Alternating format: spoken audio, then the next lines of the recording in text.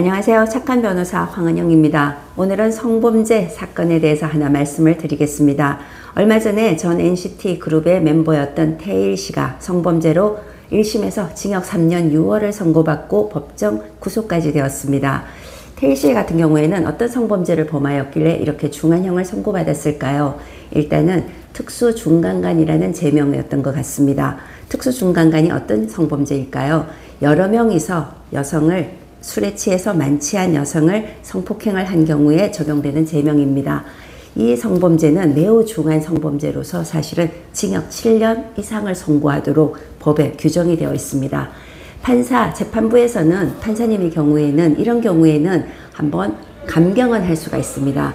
태일 씨의 경우에는 초범이고 합의도 본 것 같습니다. 그러다 보니까 반성도 한다, 초범이다, 합의 보았다 이런 여러 사정을 고려하여서 감경을 했는데 그러다 보니까 3년 6월이 선고가 되는 겁니다.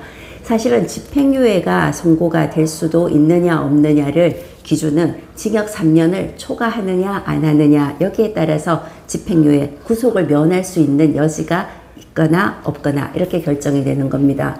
태일 씨의 경우에는 7년 이상의 범죄를 범하였기 때문에 판사님이 한번 감경을 해도 3년 6월이 나와서 집행유예가 불가능해지게 된 겁니다.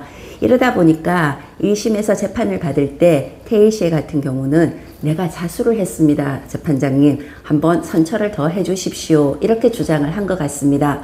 그런데 재판부에서는 왜 이 주장을 받아들이지 않았을까요?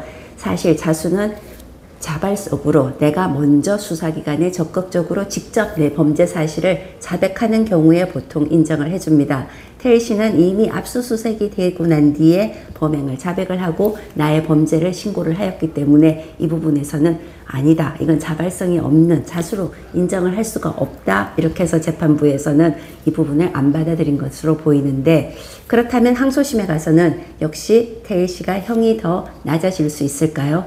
제가 볼 때는 어려운 것 같습니다. 3년 6개월이면 이미 최저한의 형을 선고받았기 때문이고 여기서 자수가 인정되지 않는다면 형이 더 감경되기가 어렵기 때문이죠. 자, 성범죄는 사실은 여러 범죄 유형이 있고 특수중간간이라는 제명은 그 중에서도 좀 중한 제명입니다.